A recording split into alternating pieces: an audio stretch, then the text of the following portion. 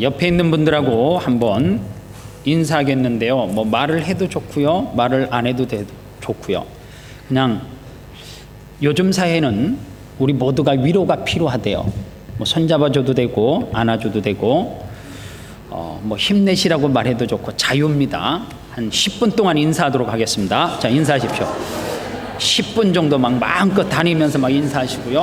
10분 정도 막 저 뒤에 위로가 필요하시면 가고 앞에 오시고 막.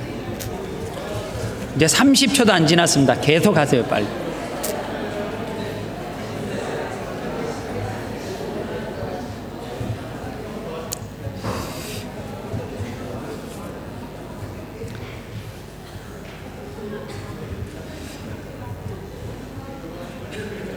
하나님의 위로와 심, 이 제목으로 말씀 전합니다. 지구촌 구석구석이 그렇지만은 한국 사회는, 한국 사람들은 참 위로가 필요한 시대라고 그렇게 이야기합니다. 어느 칼럼에 보니까 대한민국이 2014년도에 가계부채가 1,000조 원, 우리하고 전혀 상관없는 금액이에요. 1,000조 원 그러면 느낌 없어요, 사실은. 그런데 가슴이 아픈 거는 숫자적인 개념이 없을 만큼 큰 나라빚이 있는데 다음 세대에게, 다음 세대 자녀들에게 이 빚을 넘겨줘야 되는 그러한 아픔을 대한민국이 지금 가지고 있다는 거예요. 그런가 하면 빈곤 탈출률, 그러니까 상향 빈곤 탈출률, 즉 어려운 삶 가운데서 어떤 기회를 통하여서 빈곤을 탈출하는 비율이 거의 지금은 제로에 가깝대요. 이 말은 무슨 이야기냐면 아무리 열심히 발버둥치고 일을 해도 빈곤한 사람은 빈곤한 사람으로 생을 마감해야 되는 것이 사회의 현실일 수 있다는 거예요. 그래서 2014년도를 전망하기를 2014년도에는 사람들에게 이런 이야기가 많이 되뇌어질 거라는 거예요. 고용불안, 그리고 주거불안, 그리고 노후불안.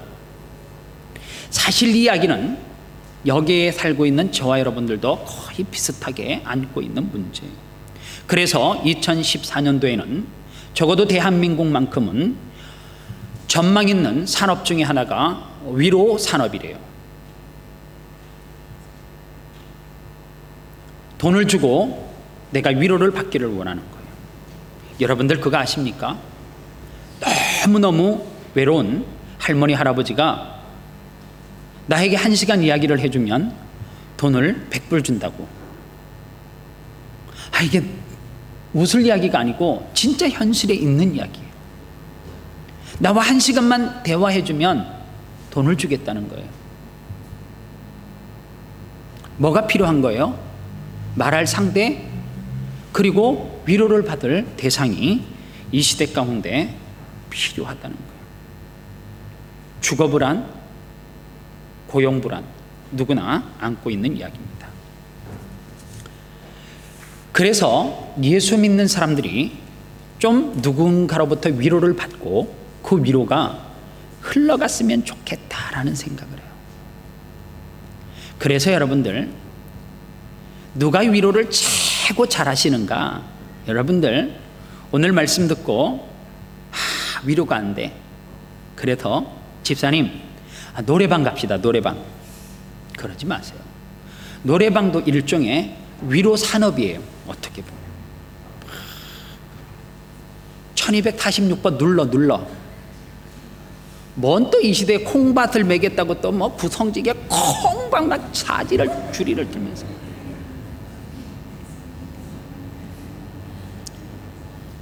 요새 또 새로운 노래방에 유행곡이 떴다며요. 아따 참말이야, 성경에 써있는디. 여러분들 순간은 위로가 되는 것 같기도 해요. 스트레스를 확 날려버리는 것 같기도 해. 제가 최고 이해 안 되는 거 모르겠어요. 호주에서는, 한국에서는 서바이벌 게임 뭐 이런 이야기를 해요. 그게 뭐냐 하면 산으로 가 일단. 그래서 뭔가 물감 있는 총을 줘. 그리고 뭘 덮어뜨고 적군과 아군으로 분리를 해가지고 서로 총으로 가지고 쏴. 근데 여러분들 총 맞아 죽으면 좋아? 아니 그리고 총으로 쏴 죽이고 내려오면 스트레스가, 사람 죽이고 내려오면 스트레스가 풀려? 나 몇 명 죽였대, 몇 명. 속이 후련하대. 그리고요 정말 잔인한 거 있어요. 그거 이제 색으로 탁 쏘면 뭐 빨강색 노란색 이래 갖고 쏘면 맞으면 죽는 거거든요. 죽은 놈한테 가갖고 계속 쏴 또. 마음 아파, 마음 아파. 그리고 내려오면서 스트레스가 확 날아갔다, 그렇게 이야기. 여러분들 진짜 위로자가 우리 내면의 깊숙한 속에서 위로해 주시는 분이 누군 줄 아세요? 위로의 대가는 하나님이에요. 하나님의 위로를 저와 여러분들이 경험을 해야 합니다. 그래서 이사야서 66장 13절 말씀에 하나님은 어떠한 위로자라고 표현을 하느냐 하면, 어머니가 자식을 위로함 같이 내가 너희를 위로할 것인즉 너희가 예루살렘에서 위로를 받으리라, 그렇게 이야기했어요. 이 말씀을 쉽게 풀어서 이야기하면, 엄마가 자식을 위로하는 그 위로를 누가 해준다는 거예요? 하나님이 해준대요. 그런데 그 위로를 어디에서 받는다고요? 예루살렘에서 받는데. 여러분들 진짜 위로는 어디서 받는 거예요? 예루살렘은 하나님의 성전을 이야기해요. 하나님 앞에 나와서 하나님 위로해 주세요 라고 할 때 하나님은 진짜 위로자로 찾아온다는 거예요. 그래서 젊은 사람들이 위로자 대신 주, 이런 찬양 있잖아요. 진짜 위로자는 하나님밖에 없다는 거예요. 그런데 왜 우리가 진짜 위로자로 설 수 없느냐? 이유는 딱 하나예요. 진정한 위로자 되시는 하나님의 위로하심을 우리가 체험하지 못하고 경험하지 못하니까 그 위로를 흘려보낼 줄을 모르는 거죠.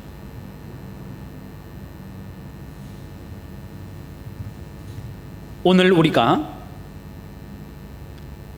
이력서를 쓸 때 종교란에다가 크리스찬 이렇게 쓰는 거 중요해요. 기독교인 쓰는 거 중요해요. 그러나 그냥 껍데기만 크리스찬이 아니라 정말로 매 순간 매 순간 하나님의 터치하심, 하나님의 위로하심을 체험하면서 살아가는 것, 그것이 정말 중요하다는 거예요. 오늘 그런 의미에서 사무엘상 23장 전체의 성경을 살펴보면 다윗에 대한 이야기예요. 이 다윗이라고 하는 사람이 사울의 낯을 피하여서 도망가는 중이에요. 그런데 그일라라고 하는 마을에 다윗이 머물렀고, 그 그일라 마을에는 누가 머물러 있느냐 하면 유다 지파가 머물러 있던 곳이에요. 그런데 이 그일라 마을에 블레셋 군대가 쳐들어온 거예요. 그것을 다윗이 들었어요. 그래서 오늘 성경 일정에 보니까 사람들이 다윗에게 천하여 이르되 보소서 블레셋 사람들이 그일라를 쳐서 그 타작마당을 탈취하나이다, 이렇게 이야기해요.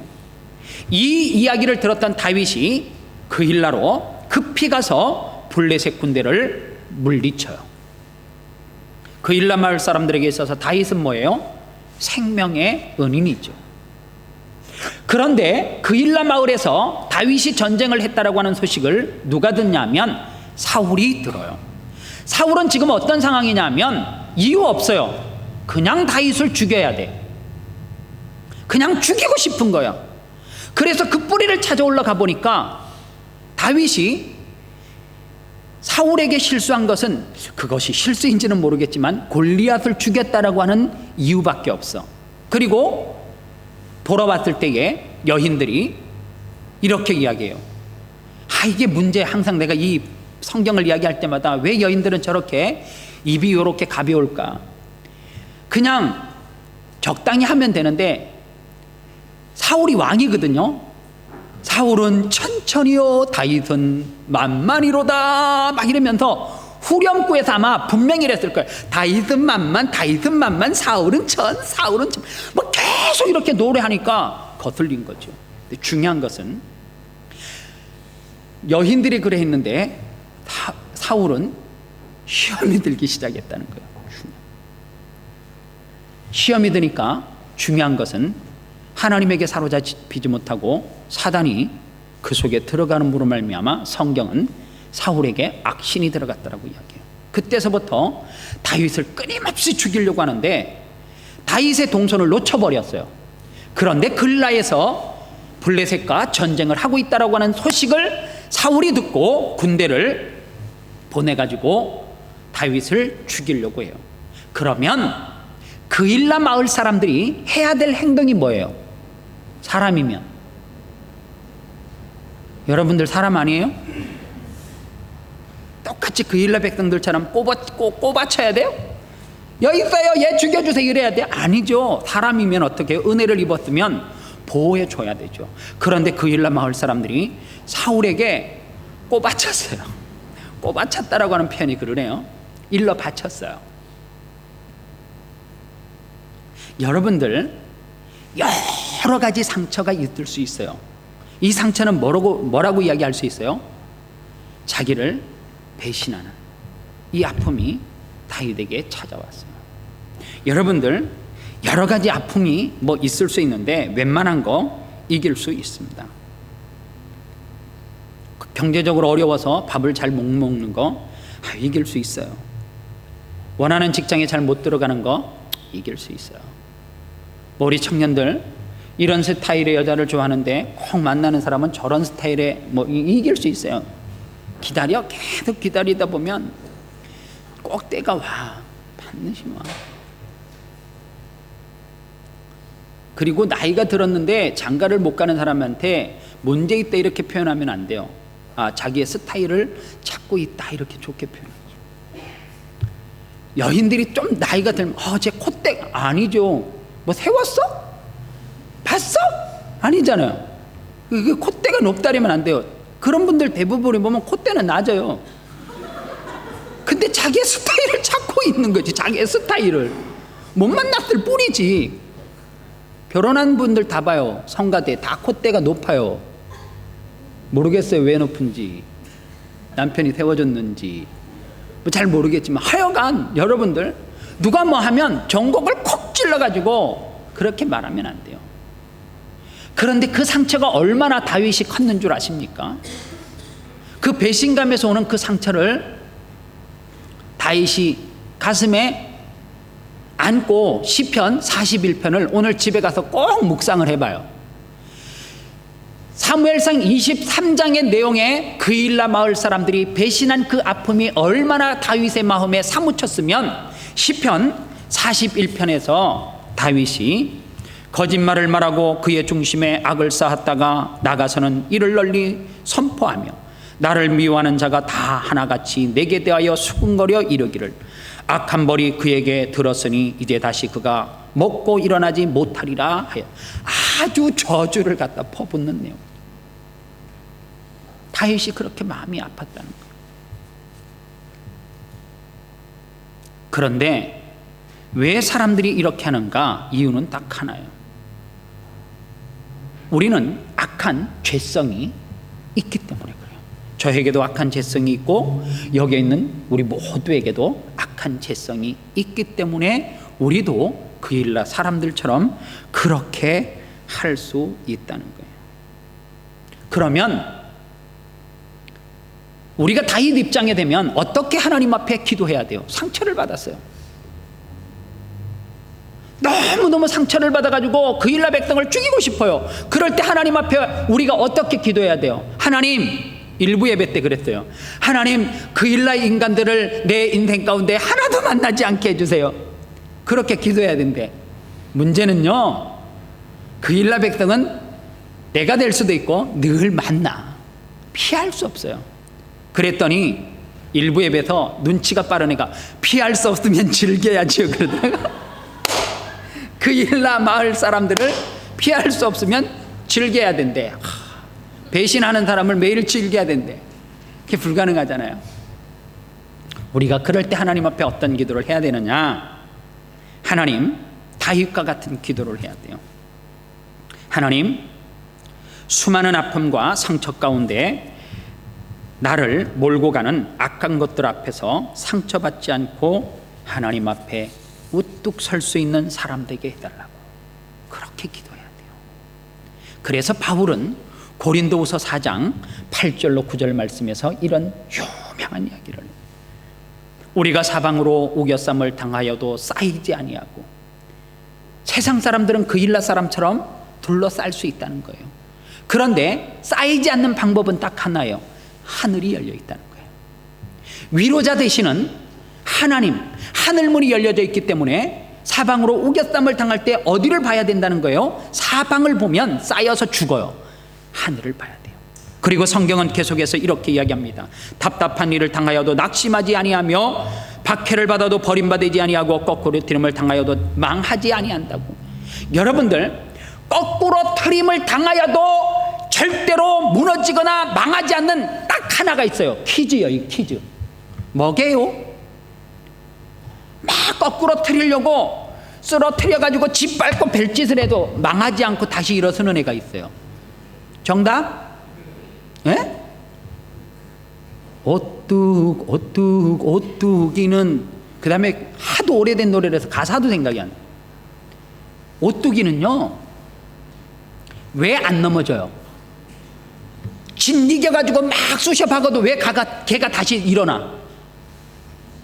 원리를 아세요? 일부 예배 때는 아무도 몰랐어. 법대생이 딱 마지막에 맞추더라고. 와, 중심의 축이 무너지지 않으니까 걔는 다시 쓰는 거예요. 여러분들, 이게 진리야, 진리. 내가 사방으로 우겨쌈을 당하도 쌓이지 아니하고, 거꾸로 트림을 당하여도 끝까지 넘어지지 아니할 수 있는 것은 내 속의 중심축인 하나님이 계시면은 아무리 누가 짓밟아도 아프긴 아파, 많이 아파, 그만해 뭐 이러면서 많이 무겁다 이렇게 할 수는 있는데, 중요한 것은 다시 일어설 수 있어요. 왜요? 누가 계시기 때문에, 내 중심 가운데 하나님이 계시기 때문에 악한 이 죄성을 통하여서 나를 넘어뜨리려고 해도 다윗처럼, 바울처럼 절대 저와 여러분들은 넘어지지 않는다라고 하는 사실입니다. 그래서 또 하나 우리가 깨달아야 될 게 있어요. 이거 우리가 하셔야 돼요. 오늘 성경 본문 전체가 주 내용인데 15절과 16절은 띄어서 읽으면 의미가 전혀 없어요. 왜냐하면 15절 말씀은, 23장 15절 말씀은 이렇게 되어져 있어요. 다윗이 사울이 자기의 생명을 빼앗으려고 나온 것을 보았으므로 그가 십강야 수풀에 있었더니, 이게 뭐예요? 이 말씀 딱 띄어서 이야기하면 사울 피해서 십강야로 도망갔다 그 얘기예요. 피해 있었다 그거예요. 더 이상 없어요. 그런데 16절과 붙여서 읽어보면 그 다음에 뭐예요? 16절에 사울의 아들 요나단이 일어나 수풀에 들어가서 다윗에게 이르되 그에게 하나님을 힘있게 의지하게 하였는데, 여러분들 보세요. 다윗의 곁에는 누가 있었어요? 누가 있었어요? 요나단이 있었습니다. 그런데 여러분들, 제가 이 말씀 때문에 참 많이 회개했어요. 왜 회개를 했냐면, 다윗과 같은 사람이 저에게 찾아와요. 목사님, 누가 저희를 이런 이야기를 해서 곤란한 상황 가운데 빠뜨리고 침소공대하고 막 이야기를 해요. 그러면요, 제가요, 그 한마디 하면 1시간, 2시간 막 제 속에 있는 모든 말씀의 그 내용을 가지고 막 설명을, 왜 위로를 한답시고, 아유, 그런 사람이 한두 사람입니까? 잊어요, 아유, 막 이러면서 해요. 근데 내가 회개했어. 그게 위로가 안 되는구나. 내가 지금까지 요나단과 같은 사람이 안 됐구나. 그 사람이 내게 찾아왔을 때 나는 정곡을 찔러주지 못한 거예요. 요나단이 다윗에게, 십강야 수풀에 숨어있는 다윗에게 복잡한 이야기예요. 막 누구를 갖다 비유해서 이야기해요. 한마디 딱 하잖아요. 그 핵심 한마디가 뭐예요? 다시금 16절에 사울의 아들 요나단이 일어나 수풀에 들어가서, 여기까지는 무슨 내용이에요? 요나단이 지금 다윗이 있는 곳으로 지가 움직이고 있는 행동에 대한 거예요. 아직까지 다윗을 만나지 못했어요. 그리고 다윗 앞에 가서 다윗에게 이르되, 복잡한 무슨 이야기를 한 것이 아니라 딱 한마디 하잖아요. 그에게 하나님을 힘있게 의지하게 하였는데, 정리해 볼까요? 아버지지만 악한 사울을 피해서 도망가고 강야에 숨었어요. 풀숲에 숨어 있는데 그에게 찾아가서 딱 한마디, 하나님은 이제 끝. 이게 핵심이에요. 둘러서 이야기하지 않았어요. 요나단은 너 위기인 거 안다는 거죠. 몰라요 상황을? 그런데 요나단이 우리 아버지가 너를 죽이려 해서 내가 미안하고 죽을 죄를 졌고 우리 아버지 원래 그런 인간이 아닌데 왜 그랬는지 모르고 아유 나도 어느 날 보니까 아버지가 아버지 걷지 않고 뭐 이런 이야기 하지 않잖아요. 무슨 이야기예요? 너 하나님 끝까지 의지해. 이게 핵심이에요. 이게.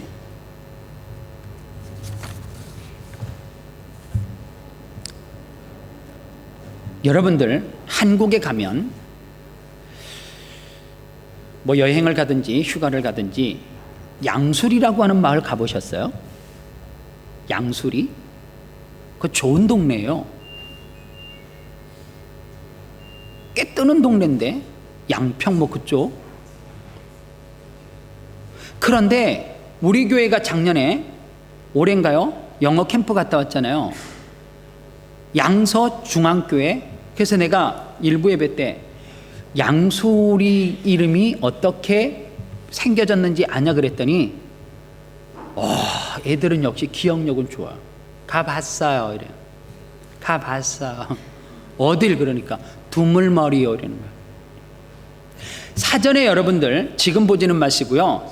핸드폰 사전에 보면 두물머리 치시면 이렇게 사전에 쓰여져 있어요. 금강산에서 흘러내린 북한과 강원도 금대봉 기슭 검룡소에서 발원한 남한강의 줄기, 이 두 줄기가 각각 흐르다가 한 곳으로 합쳐진 곳이 있는데 그게 두물머리예요.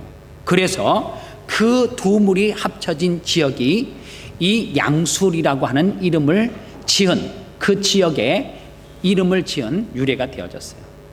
왜 제가 이 이야기를 하느냐 하면 그냥 두물머리가 떠올랐어요. 저는 그곳에서 한국에 있을 때 거의 살다시피 했거든요. 기도원이 그쪽에 있어서 양수리, 양평 이쪽을 참 많이 다녔어요.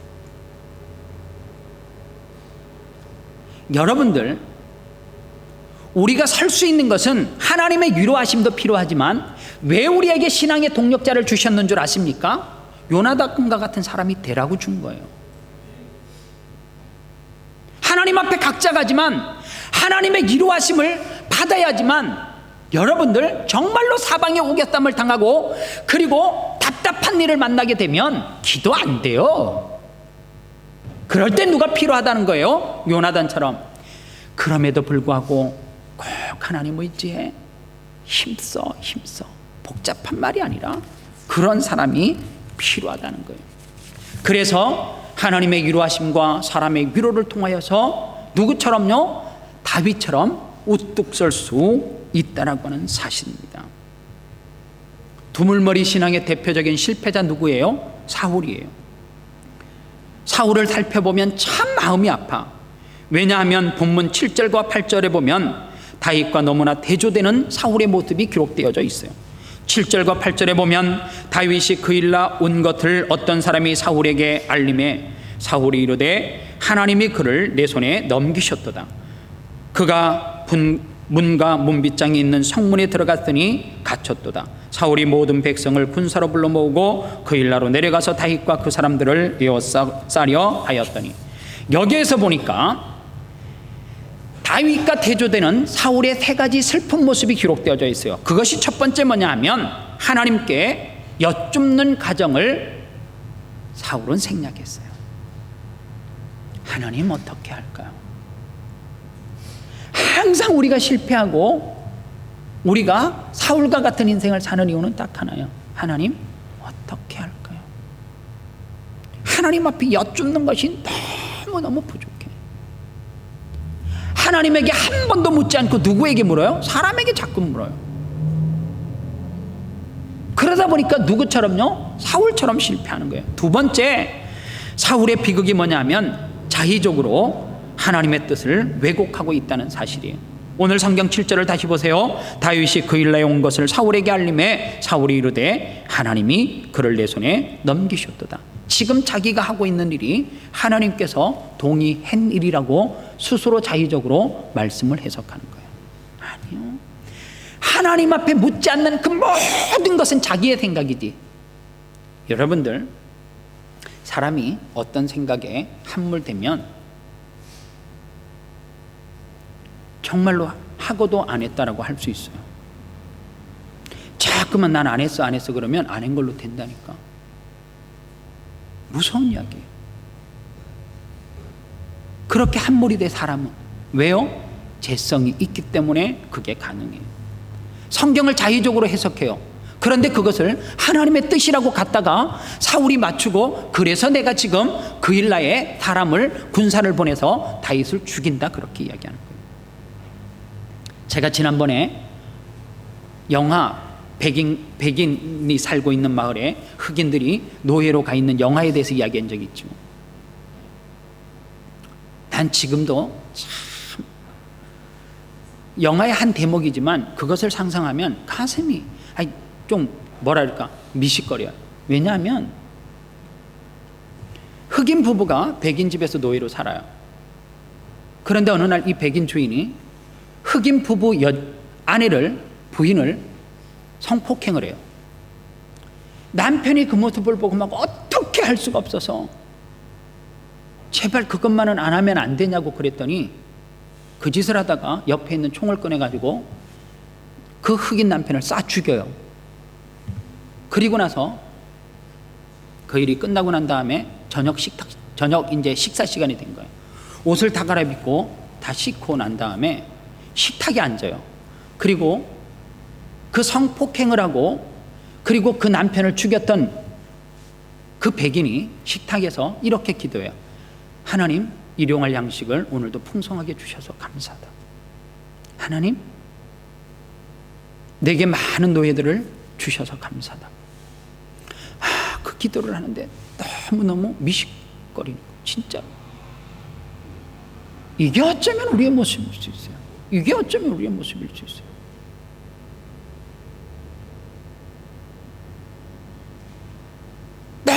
너무너무 고통하는 사람이 있는데 그럼에도 불구하고 식탁에 앉아서 하나님 오늘도 감사하더라고 기도하는 것과 뭐가 다르냐는. 그래서 제가 하나님 앞에 다짐한 것이 있어요. 여러분들도 좀 다짐하시기를 바랍니다. 하나님보다 앞서지 마시기 바랍니다. 진리로 꼭 삼으세요. 하나님보다 앞서가면 안 돼요. 내 생각이 하나님의 생각보다 앞서가면 반드시 우리는 실패하고 넘어질 수밖에 없어요. 사울의 비극이 뭔 줄 아십니까? 그를 교정해주는 누가 없었어요? 요나단이 없었어요. 너무 가슴 아픈 거는 성경을 조금만 알아도 알잖아요. 요나단은 아버지가 누구예요? 사울이에요. 하나님께서 좋은 멘토가 있었단 말이에요. 신앙의 동력자가 있었어요. 그것이 자식이라 할지라도. 그런데 요나단은 누구를 위로해요? 다윗을 위로해요. 사울에게는 안 했어요? 했어요. 초창기에 보면 했단 말이에요. 그런데 그 소리를 듣지 않았어요. 아들이 요나단, 그래서 위로자로 하나님께서 그의 곁에 자식으로 붙여줬음에도 불구하고 요나단은 다윗을 위로해요. 너무너무 아프잖아요. 가슴 아픈 이야기 아니에요. 하나님께서 신앙의 동력자를 붙여줬어요. 그런데 그 사람이 동력자인지 몰라요. 멘토인지 몰라요. 나를 위로하기 위해서 하나님께서 파송한 사람인지를 전혀 모르고 있는 거예요. 그러니까 누구처럼 행동해요? 사울처럼 행동하는 거예요. 제가 우리 집사람에게 나는 당신을 믿는다 그래요. 난 당신을 믿는다.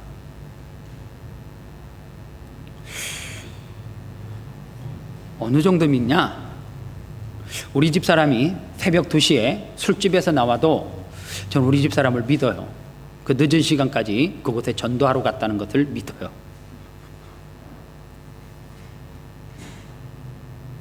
정말 믿어요. 하나님은 어떻게 믿느냐? 내 삶의 중심축이에요. 그래서 이 중심축은 그 누구도 어떻게 할 수 없어요. 무너뜨릴 수 없어요. 무너질 수도 없어요. 왜요? 하나님이 다시금 일어설 수 있는 뭐를 주시기 때문에, 힘을 주시기 때문에. 가정이, 부부가요, 제가 그냥 예를 들어서 이야기했지만 어느 목사님이 나도 상황이 되면 새벽 2시에 술집에서 나오는 아내를 여보 늦게까지 그렇게 복음 전하러 다니려고 고생 많았어 이렇게 하겠어? 아니에요. 안 하지. 네가 제정신이니 이렇게 가지. 그런데 그 한 사건이 따뜻하다가 예배 마치고 사모님 2시에 술집에서 나오셨어요? 또 여기서 그럴 분들이 계세요. 조시다가 갑자기 또 식탁에 가가지고 사모님 이번 주에 술집에 2시에서 나오셨어요? 목사님이 전도하러 갔다 지금 늦은 시간까지 전도하러 갔다 왔냐고 또 그러셔요.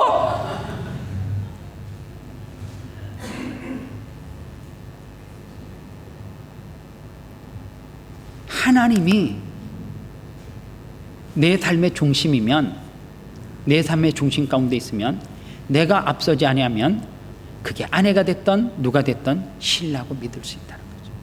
먼저 신뢰가 우선이에요. 믿음이 우선이에요. 그러면 후에 하나님께서 어떻게 해요? 믿음 위에 사람을 붙여주셔요. 저는 오늘 여러분들이 다 그런 위로자가 되기를 소원합니다. 옆에 사람에게 인사하겠습니다. 내가 당신의 위로자가 되어주겠습니다. 그렇게 인사하십시오. 내가 당신의